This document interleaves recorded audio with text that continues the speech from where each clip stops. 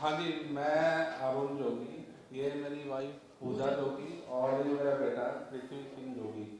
अभी आज ही मैं कमिश्नर ऑफ पुलिस पंचकुला से होकर आया हूँ, क्योंकि परसों मेरे बेटे को जान से मारने की धमकी मिली है शाम को 6 और 6:30 और 7 के बीच में। तो ये अपने फ्रेंड के साथ अब वहाँ पे गया था सेक्टर 5 पंचकुला पार्किंग में। तो इसका फ्रेंड उतर के कुछ लेने गया तो ये अकेला बैठा था और तभी 4 जने जिन्होंने मास्क डाला हुआ था वो इसकी गाड़ी को घेर के इसका लेफ्ट साइड वाला शीशा खड़खड़ा के इसको बोलते हैं कि अपने बाप को समझा ले कि वो शिक्षा दागर के खिलाफ इंटरव्यू दी है जो कि मैंने 26 लास्ट मंथ को दी थी कि उसको हटा दे, नहीं तो तुम्हें बहुत बुरा भुगतना पड़ेगा। उसके बाद उसने अपनी टी शर्ट उठा के ऐसे फायर वेपन जो दिखाया मेरे बेटे को, कहते तुझे अभी निपटा देंगे, उसके बाद तेरे माँ बाप को देखेंगे। उसको आखिरी वार्निंग दे रहे हैं कि शिक्षा तंत्र के खिलाफ इंटरव्यू ना दे और उसके कोई पब्लिक स्टेटमेंट भी ना दे। उसके बाद ये घबरा गया, वेपन देख के अच्छे अच्छे घबरा जाते हैं। तो जब इसका वो चले गए चारों, जब ये फ्रेंड आया इसका तो ये घर पे आ गया। इसने आके घर पे हमें बताया कि ऐसा ऐसा आज हुआ है हमारे साथ। तो हम तो चुप करके सोचने लगे कि ये क्या हो रहा है हमारे साथ। तो कल मैंने दोबारा से कुछ अपने आप जैसे प्रेस रिपोर्टरों को अपने घर बुलाया था शाम को 6 बजे कि मैं दोबारा से इंटरव्यू देना चाहता हूँ शिक्षा धारक के खिलाफ, हमारे साथ ऐसे हुआ है। देखिए उसके डर से कोई मेरे घर में नहीं आया। 2 जनों का फोन आया, वो कहते हैं कि आपके 4-5 घर छोड़ के ग्राउंड है, आप वहां आ जाइए, हम आपके घर नहीं आएंगे, क्योंकि हमें उससे डर लगता है। और आखिरी बार जिन्होंने मेरी इंटरव्यू ली थी उसके खिलाफ भी उसने थ्रेटनिंग कॉल्स करी थी, जिसका भी उन्होंने जो मेरे इंटरव्यू जिसने ली थी उन्होंने डीसीपी को कंप्लेंट दे दी है उसकी। तो इसका तो हमारा घर दबाया हुआ है इसने। अगर कुछ भी बोलते हैं तो हमें नीचे आके धमकाती है और बहुत हमारा बुरा किया हुआ है। हमें हमारी जान की हमें धमकियां दी जा रही हैं और हमें सुरक्षा चाहिए और उसके अगेंस्ट क्रिमिनल केस किया जाए, नहीं तो वो कुछ का कुछ कर देगी। पता नहीं उसके साथ कौन लोग हैं जो केस पे केस करती है वो। तो हम तो बहुत डरे हुए हैं और हमारी कोई हेल्प भी नहीं कर रहा। पहले मेरी वाइफ के ऊपर उसने मैन हैंडलिंग की थी, उसको मारा था, तो वो उसकी हमने 112 नंबर पे बुला के कौन से 112 पे कंप्लेंट की थी कौन हमने से महीने जनवरी जनवरी में 112 पे हमने कंप्लेंट करी। तो जब वो आए बयान लेके पहले हमारी बात सुनने लगे, जब उसको पता लगा कि ये शिक्षा डागर है जिसने मिनिस्टर संदीप सिंह पे केस किया हुआ है, तो वो चुप कर गए और बजाय कि उसको थाने ले जाने की बजाय हमें ले गए थाने, मुझे और मेरी वाइफ को। पहले हम 5 सेक्टर गए थाने, उन्होंने बोला कि हमारी जुरिडिक्शन में नहीं आता। फिर 2 सेक्टर चले गए, 2 सेक्टर पे उन्होंने बड़ी मतलब मुश्किल से हमारी डीडीआर लिखी और बोला कि आप मेडिकल करा लीजिए। फिर हमने 6 सेक्टर पंचकुले से मेडिकल कराया, वो भी उनको जाके दिया। एक उन्होंने बोला कि हम लेडी पुलिस वाली भेजेंगे एसआई, वो छुट्टी पे है। कुछ नहीं हुआ। एक हफ्ते बाद हम पूछा उनको जाके, मैंने कहते कि ये तो कुछ वो नहीं करते हैं। फिर एक हफ्ता और वेट करी। फिर मैं कमिश्नर ऑफ पुलिस जो उस टाइम थे मिस्टर संदीप, तो 6 सेक्टर में उनका ऑफिस था उस टाइम, तो उस वहाँ पे उनको मिला, जाके उनको डीडीआर दिखाई, सब कुछ दिखाया। तो वो कहते कि कोई नहीं हम कार्रवाई करते हैं, पर कुछ नहीं हुआ।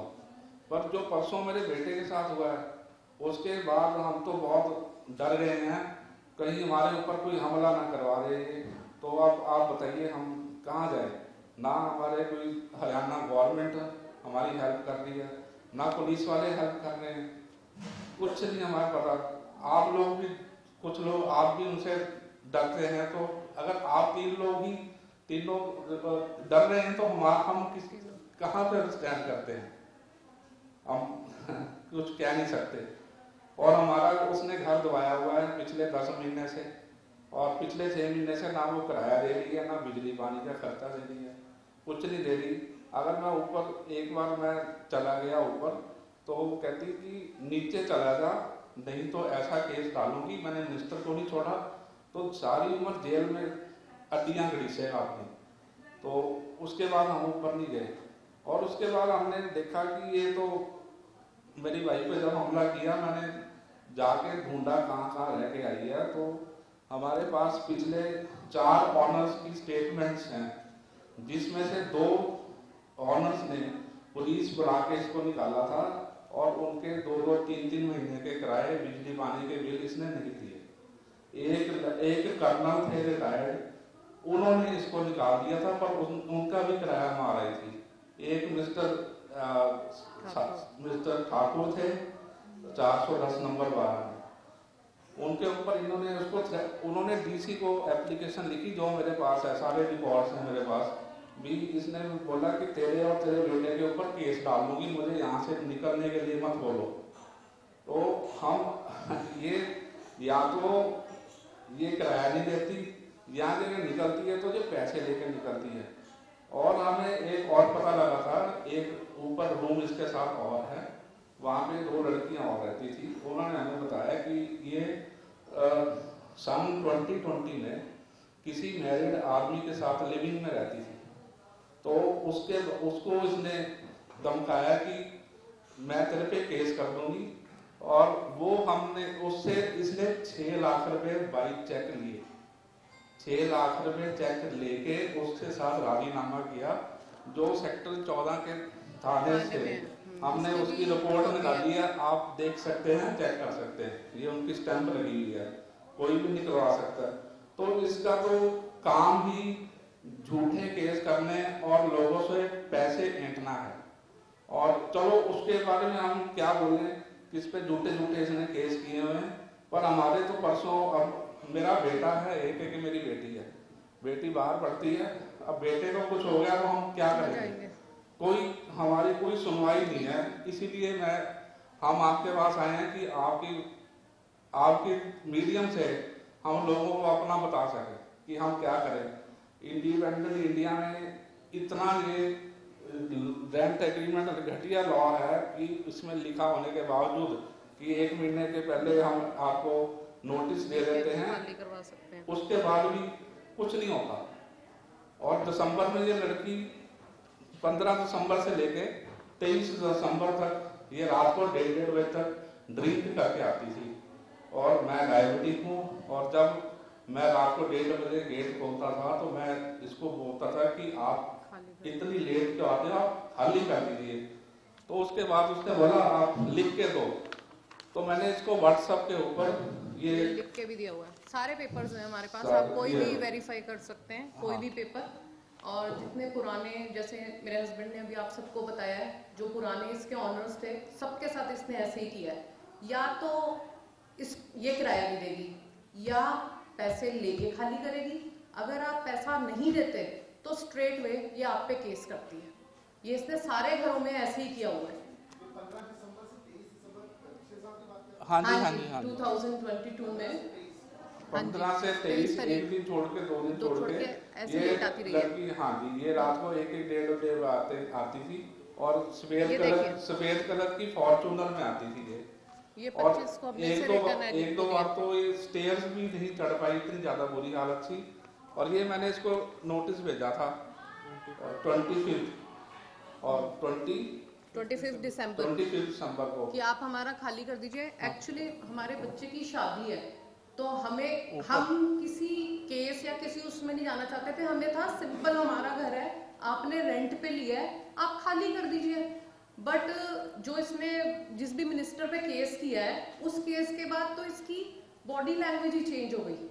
मतलब एक होता है ना, आप सब पढ़े लिखे हैं, आप सब भी पढ़े लिखे हैं, हम भी वो भी, हमने उसे किराए पे इसलिए दिया कि वो एक प्लेयर है, गवर्नमेंट जॉब का जो भी उसने हमें दिखाया, सब कुछ वेरीफाई करके हमने एग्रीमेंट बनवा के उसको रेंट पे दिया। बट उसके बाद वो मेरे से ही लड़ रही है, मेरे साथ ही हद पाई, जिसकी DDR और सब है, बट कोई हमारी हेल्प ही नहीं कर रहा, सब उसकी सुनते हैं। खत्म, ये मंथ लास्ट है, ये मई लास्ट है। अब भी आप देख लीजिएगा कि वो कितनी देर और रहती है हमारे घर, क्योंकि पिछले ये कमिश्नर ऑफ पुलिस को दी है, क्योंकि नीचे लेवल पे तो कोई नहीं हमारी सुन रहा, नीचे कोई सुनता ही नहीं सुनता ही नहीं है। और एक्शन लेंगे इसके खिलाफ।